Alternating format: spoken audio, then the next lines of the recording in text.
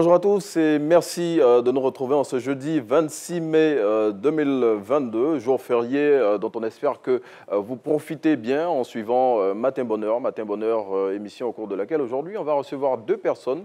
Méliane Cuny qui viendra d'abord pour déconstruire certaines contre-vérités qu'on retrouve sur les réseaux sociaux et ensuite Docteur Envo, le nutritionniste maison qui viendra pour nous entretenir sur un sujet très important. Merci d'être en notre compagnie, merci de nous suivre de partout en Côte d'Ivoire et dans le monde entier. Et surtout, merci de suivre la seule et unique matinale de Côte d'Ivoire.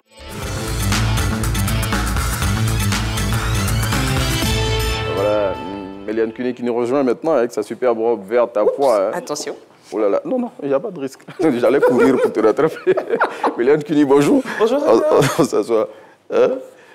Comment ça va? Est-ce que tu es sûr que tu allais pouvoir me soulever? On allait faire un effort. De toute façon, c'était compliqué, on allait couper les caméras pour te rattraper. Ça va, Méliane Cuny? Oui, ça va. Bienvenue chez toi.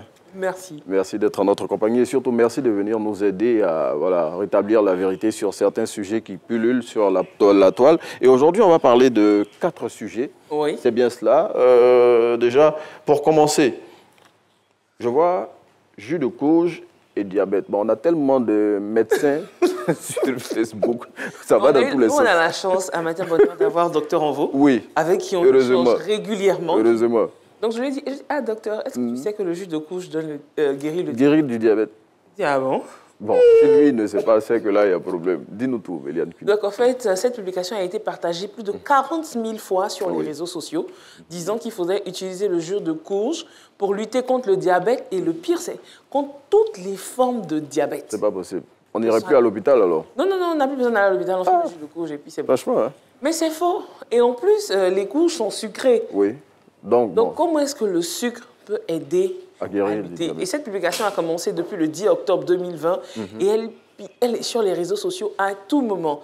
Depuis 2 ans de vie quand même hein, sur les réseaux sociaux, cette publication-là, c'est fort. Hein. Et ça se partage, chacun dit oui, c'est bon. C'est une recette de grand-mère, mais elle n'a aucun fondement scientifique. Bon, c'est vrai que les légumes et certains légumes, c'est bon pour la santé, bon pour la santé légumes, mais bon, il ne faut pas abuser. Mais il ne faut pas dire que ça guérit le diabète.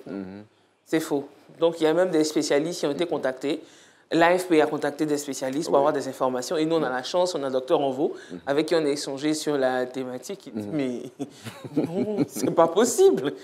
Donc, il faut faire attention. Oui. Il faut faire très attention. OK, ça c'est clair. Autre chose. Bon, on va maintenant. Voilà une autre information qui m'a un peu fait peur aussi, parce que, je veux dire, sinon on ne mettrait plus la climatisation dans les véhicules. On est tous en train d'utiliser les véhicules. On a tous la climatisation dans les véhicules. Si la climatisation doit donner le cancer, il y a... Ah oui. On a fait une publication depuis ce 19 mai qui nous informe comme ça que la climatisation automobile est un tueur silencieux. Donc, à l'intérieur de la climatisation automobile, on a une molécule qui est sécrétée, le benzène. C'est un liquide incolore qui fait office de solvant. Et qui est cancérigène. Vrai ou faux? Déjà même... Le liquide est cancérigène, c'est vrai, mais la climatisation des véhicules n'a pas ce liquide-là, en fait. OK, ça c'est bon à savoir. C'est bon à savoir. Donc, il faut éviter de donner de fausses informations. Peut-être la personne qui a fait veut être écolo, parce qu'en même temps, pour la climatisation, on dit non. Avant, on nous disait que si tu mets la climatisation, ça réduit le carburant dans la voiture, ce qui est faux. Ah ouais? Ouais, ça n'a rien à voir, ça n'a aucun incident entre la climatisation et le carburant. La climatisation utilise quelle énergie alors? C'est l'énergie de la batterie que ça utilise. OK. Donc, quand tu es en circulation et tout, tu n'as pas de problème. Bon, je veux dire, on apprend. Hein. Mais dites-moi, moi, ce que j'aurais appris, vrai ou faux, c'est qu'avant de mettre la climatisation, il faut baisser les vitres du véhicule quand même pour laisser évacuer les premiers gaz qui se dégagent là. Voilà, après... Il faut baisser les vitres parce qu'en même temps, la température du véhicule... Je prends un cas très pratique, vous avez garé, il y a eu le soleil, il y a la chaleur dans le véhicule. Si le système, parce qu'en même temps pour la climatisation, on peut décider de recycler l'air qui est à l'intérieur ou de récupérer l'air de l'extérieur. Donc si vous décidez de recycler l'air qui est à l'intérieur, c'est de l'air chaud que vous recyclez, donc c'est compliqué. Il faut baisser les vitres, il faut laisser, j'ai envie de dire, l'air naturel circuler un peu dans le véhicule, histoire de faire passer un peu la chaleur avant de remettre la climatisation. Donc c'est faux. N'ayez pas peur d'allumer le climatiseur dans vos véhicules. Ça ne donne pas le cancer. On continue, Méliane Cuny. La maladie du singe, de quoi il s'agit? On a reçu des messages sur WhatsApp disant que c'est une nouvelle version, c'est dangereux, c'est contagieux. Bon, la variole du singe, déjà, voilà, c'est vrai que plusieurs cas ont été détectés en Europe, en Amérique du Nord, est une maladie rare. Et elle est originaire de l'Afrique. Voilà, la maladie... toujours l'Afrique. Ouais, bon. Vraiment. Et cette maladie existe depuis 1970. Donc c'est pas nouveau. Donc c'est pas un truc nouveau. Et en fait, c'était une maladie entre les singes. Après, cette maladie se transmet du singe à l'homme. Mais aujourd'hui, on a vu l'information disant que c'est entre hommes et tout et tout. C'est faux. Donc il n'y a pas de transmission possible d'homme à homme. La transmission homme à homme, c'est vraiment délicat en fait. Sinon, c'est singe-homme. Maintenant, homme à homme, c'est un peu délicat. Donc l'OMS continue toujours... Pour le moment, ça ne se fait pas. Voilà. Donc l'OMS continue toujours de faire les recherches et autres. Voilà, donc elle est due à un virus ADN. Donc c'est depuis 1970. Voilà, c'est vrai que c'est une maladie bénigne, on va dire comme ça. On est en train de communiquer là-dessus, de partager sur les réseaux sociaux. On a même vu... Mais d'où est partie cette histoire-là, quand même? D'où est partie l'origine? Oui, cette publication qui a suscité ces partages. On a un sujet assez sensible, donc on a des communications sur certaines pratiques. Tout ce qui a trait à la sexualité et tout. Donc, il faut profiter, il faut surfer sur la vague et continuer automatiquement. Est-ce que ce ne serait pas partie de l'histoire de Porti-Porta? Voilà. On est parti de Porti-Porta. Maintenant, on est en train de descendre sur la maladie du singe. Donc, le lien est vite fait. Voilà, le lien est très vite fait, donc il faut faire très attention. Et justement, l'OMS a produit même un communiqué en rapport. Voilà, depuis le 23 mai 2022. Et le communiqué de l'OMS, on peut le retrouver sur Facebook? Oui, on peut non seulement... N'allez même pas sur Facebook. Allez sur le site officiel de l'OMS. Allez sur le site officiel de l'OMS. Vous allez vous rendre compte qu'il y a un communiqué là-dessus. On vous donne toutes les informations. Cette maladie existe depuis 1970. C'est vrai qu'en 1958, on avait déjà commencé à avoir quelques signes, mais elle est déclarée officiellement depuis 1970. Donc, ce n'est pas une nouvelle maladie. Parce que ce qui vient, c'est le message qui vient, c'est une nouvelle maladie qui a été conçue, voici les modes de transmission. Donc, ceux qui sont concernés, c'est telle catégorie de personnes et tout. Il faut faire très attention, c'est faux. C'est faux. Le dernier sujet sur le conducteur, des orphelines au Soudan. Oui, on a une image d'une petite fille. C'est quoi cette image? On peut la voir avec la complicité. Elle se tient seule avec le bras levé et tout. Et là, on nous dit que cette photo a été prise à 2300 km du Darfour. Dans un camp de concentration et tout. Camp de concentration, c'est fort. Ouais. Un camp de réfugiés ou de concentration? Camp de réfugiés ou de concentration? Non, un camp de concentration. Oh là là. Et on parle en fait de la guerre au Soudan. Donc on dit, voilà... L'une des victimes de la guerre. Voilà, elle est près d'un cimetière avec des corps et tout. Voilà. Alors qu'il n'en est rien sur l'image, on ne voit pas... on voit plutôt on a l'impression des buts, donc on se dit qu'elle est... Que ce sont des fausses communes. Que ce sont des... Voilà. Mais non seulement c'est faux, mais Relo, selon toi, cette photo a été prise en quelle année? Bon, elle a l'air de... Ça a l'air de quelque chose de récent quand même. Ben, tu me diras, elle a été prise en quelle année? Non seulement n'a pas été prise au Soudan, non seulement, lorsqu'on a fait des recherches inversées, elle a été prise le 25 juillet 2011. 2011, ça fait 11 ans quand même. Voilà. Et c'est une fillette au milieu des tombes creusées de 70 enfants. Souvent la mort de la malnutrition à l'orée d'un camp. Donc, en fait, c'est une sensibilisation. C'est une image de sensibilisation. Oh là là, voilà, qui a été détournée. Et, voilà. Et elle a été prise justement par l'ONG Oxfam East Africa. Donc, cette photographie, c'était justement pour sensibiliser sur le fait qu'il y avait déjà 70 enfants qui meurent de malnutrition, en fait. Dans le monde. Voilà. Et en Afrique particulièrement, puisque l'image parle du Soudan. Méliane Cuny, merci d'être venue partager ce temps d'antenne avec nous et de nous avoir instruits sur ces sujets-là qui, pour les 4 en tout cas, sont faux les concernant. Merci, Méliane. Merci, Renaud. Heureusement qu'on a les bonnes informations avec toi. On va parler de restauration collective et d'intoxication alimentaire tellement sérieux comme sujet que je vous demande d'être très attentif à tout ce que Dr Onvo va nous dire ce matin. Bonjour Dr Onvo. Bonjour. Bon, aujourd'hui, heureusement, je sais qu'il y a des gens chez eux qui disent, bon, ok, on espère qu'aujourd'hui, il ne va pas venir nous dire qu'on ne mange pas tant ou tant, parce que lui, c'est sa spécialité. Comment ça va, Dr Onvo? Ça va bien. Mais c'est important hein, de dire ce qu'on doit manger à la dose qu'il faut manger et surtout parce que c'est bon, ça nous permet de mieux gérer notre santé. Bon, aujourd'hui, on parle plutôt de restauration collective et d'intoxication alimentaire. On est en train de on va tirer sur la sonnette d'alarme sur ce sujet-là. Bien sûr, bien sûr. Docteur, pour commencer d'abord, c'est quoi une intoxication alimentaire? On va faire définir ce thème et puis après, on va rentrer dans le vif du sujet. Alors, une intoxication alimentaire, c'est une maladie que l'on peut choper à la suite de la consommation d'un aliment dans un restaurant. Ok. Voilà. Donc, ça peut... Seulement dans un restaurant, à la maison aussi, on peut l'attraper, on peut contracter. À la maison, une intoxication alimentaire, une intoxication, soit à la maison, mais soit au dehors. Alors, déjà, à partir de 2 personnes, on parle de toxine-infection alimentaire collective. Donc là, quand c'est une personne, c'est une intoxication alimentaire. Mais là, quand ça touche 2 personnes, au moins... Ça devient collectif. Donc là, on parle de toxine-infection alimentaire. Collective. Collective, ok. Voilà. On peut avoir une toxine-infection alimentaire pour une personne, mais à partir de 2 personnes, on parle de toxine-infection alimentaire collective. En abrégé, TIAC. Oui. Voilà, c'est ça.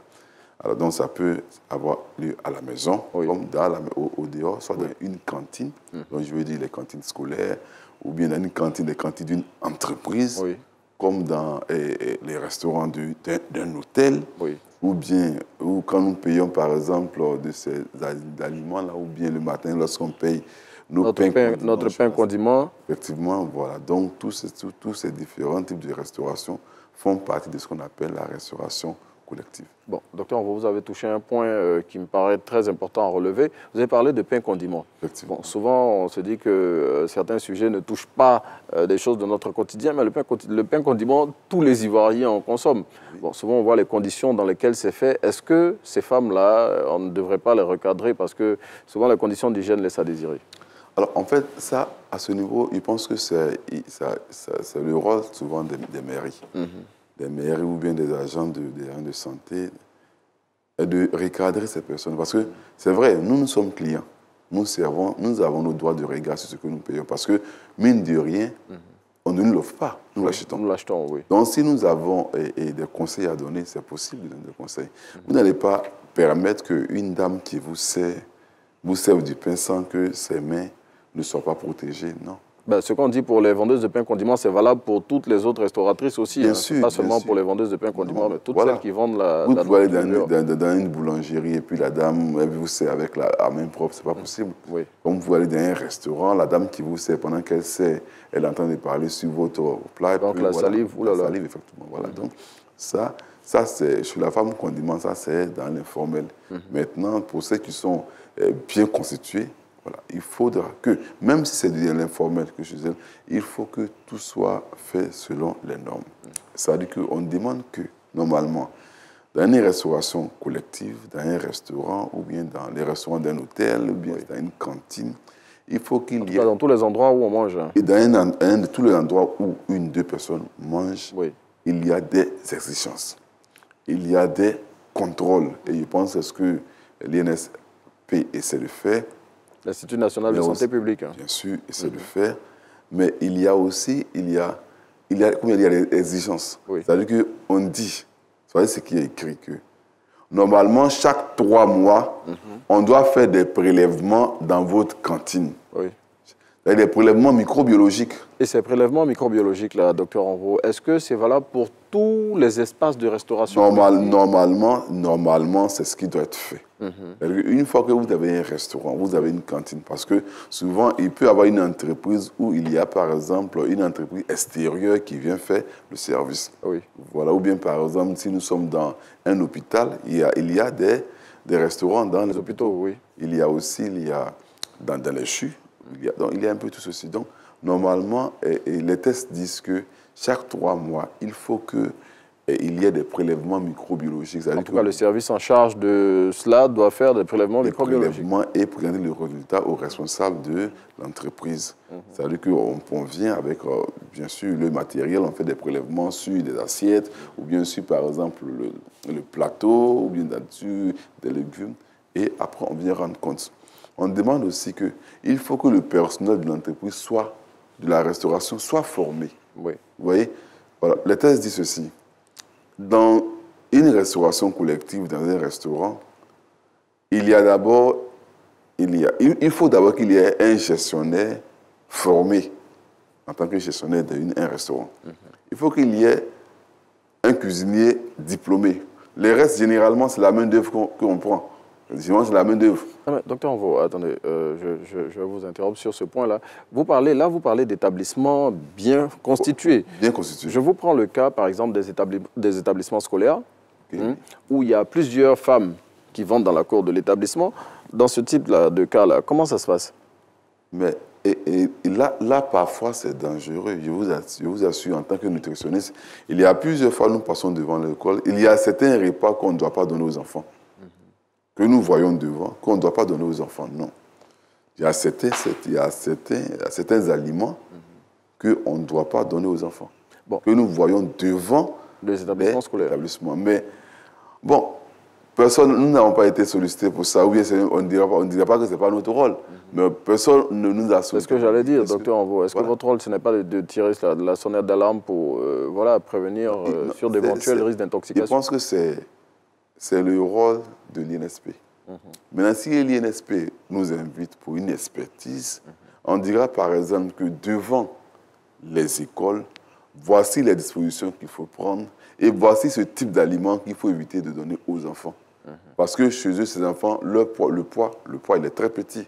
Et lorsqu'on demande souvent la dose journalière d'un aliment, les enfants peuvent vite subir une intoxication qu'une grande personne. Ah ouais. Voilà.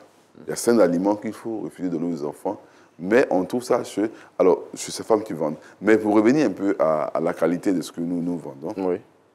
Parce que, alors, un enfant va se plaindre de maladies, des maux de ventre ou bien d'une intoxication, mais c'est rare de voir le parent revenir à l'école.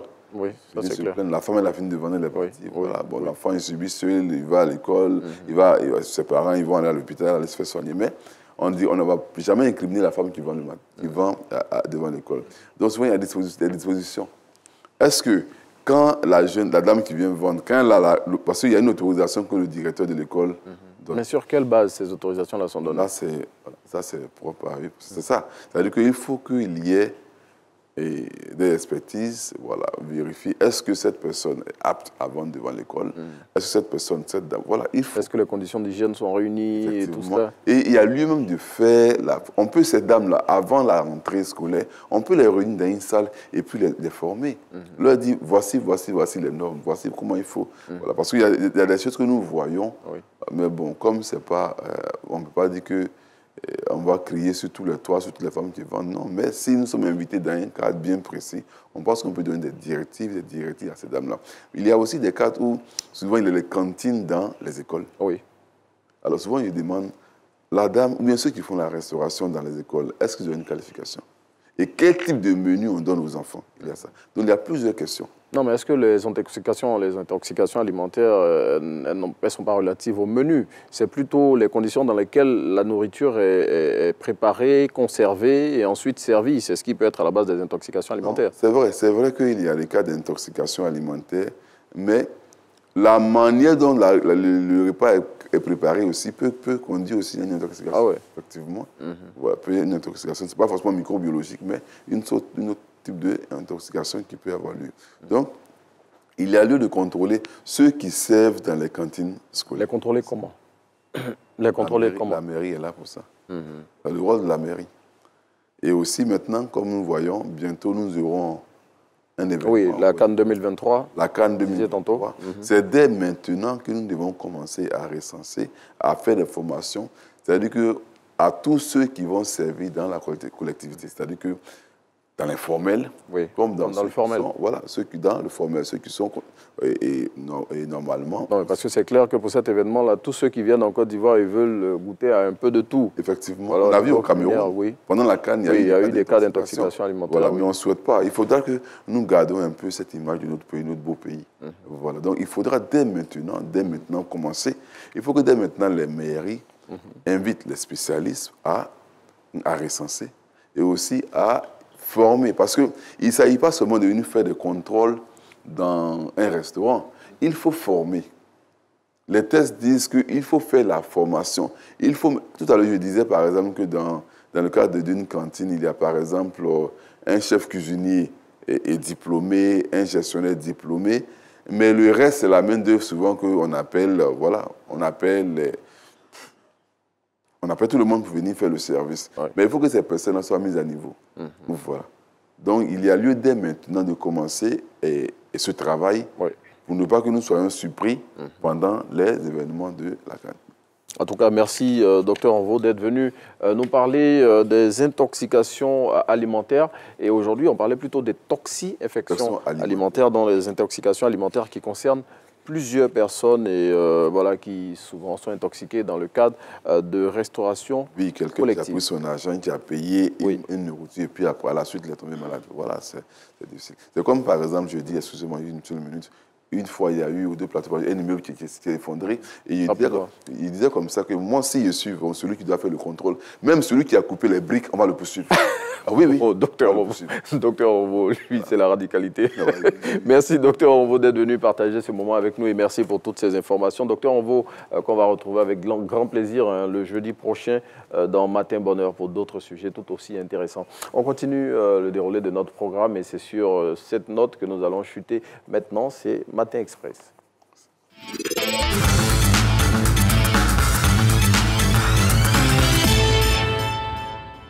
Voilà, Matin Express de ce jour qui nous conduit au Cameroun, où nous retrouvons notre confrère Cédric Tchakoutio. Bonjour Cédric, merci de venir nous informer sur l'actualité du Cameroun. On démarre tout de suite avec des informations qui font cas de menaces sur Grace Deka. Cédric, dites-nous de quoi il s'agit. Bonjour Renaud, bonjour Abidjan. La brigade anti-Sardinard et autres organisations de la diaspora camerounaise ont décidé de s'en prendre à l'artiste Grace Deka.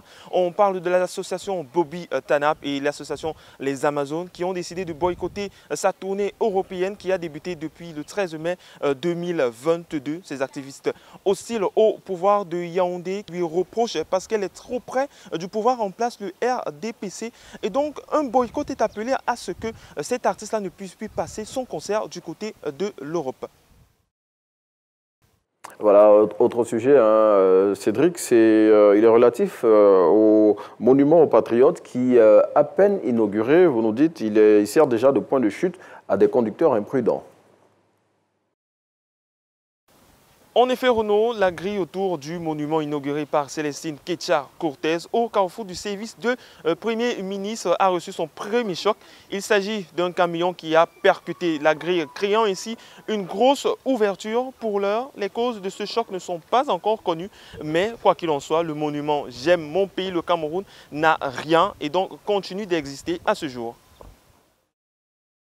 Cédric, pour refermer ce numéro de Matin Express au Cameroun avec vous, vous nous apprenez que des manifestations se tiennent en ce moment à Japoma contre l'expropriation et selon le maire de Douala, des propositions seraient en cours. Tout à fait Renaud, il s'agit plus principalement des habitants de Japoma, c'est dans le 3e arrondissement de la ville de Douala, capitale économique du Cameroun, qui ont lancé depuis hier une marche protestant contre le maire de la ville, le docteur Roger Bassa Diné. Cette marche est une protestation après une note du maire annonçant les démolitions des habitants à Japoma. Et donc cette note qui ne plaît pas à cette population-là, et donc ils marchent pour protester et revendiquer leurs droits. Voilà, merci à Cédric Tchakoutio, depuis Douala au Cameroun, qui nous donnait toutes ces informations sur son pays. Merci d'être en notre compagnie. Nous sommes toujours avec Dr Envo. C'est avec lui qu'on va refermer ce numéro de Matin Bonheur. Dr Envo, merci pour ce sujet autant important. Vous étiez en train de nous dire que si vous étiez chargé d'opérer le contrôle... Parce qu'en fait, il faut mettre en évidence chaque personne devant ses responsabilités. Oui. Le métier que tu fais, voici les risques que tu as. Il ne s'agit pas de servir la nourriture à tout le monde et puis bon, on prend un produit pourri, là on ne prépare pas bien et puis on va servir, on a eu son argent, on rentre à la maison. Pendant que celui qui a acheté est en train de souffrir, il va se faire soigner. Oui. Mettons les restaurateurs devant leurs responsabilités de sorte qu'ils voient les risques qu'ils courent. Oui. En tout cas, mettre les restaurateurs face à leurs responsabilités, c'est ce que préconise Dr Envo. On espère en tout cas que tout ce qui a été dit ici va vous édifier et surtout vous permettre, en attendant que les restaurateurs prennent leurs responsabilités, vous, consommateurs, ça va vous permettre d'être plus exigeants, parce que c'est de ça aussi qu'il s'agit, plus exigeants. En tout cas, merci de nous avoir suivis. Sachez, pour rappel, que se tiennent depuis le 23 mai 2022 les assemblées annuelles de la BAD. C'est à Accra, au Ghana. Et puis aujourd'hui, jeudi 26 mai 2022, c'est la fête de l'Ascension. Bonne fête encore à tous les chrétiens du monde entier. Merci d'avoir été en notre compagnie. Merci à toutes les équipes qui ont contribué à réaliser cette émission. Et merci de continuer à suivre RTI 1, tous ces programmes autant qu'ils sont. À demain.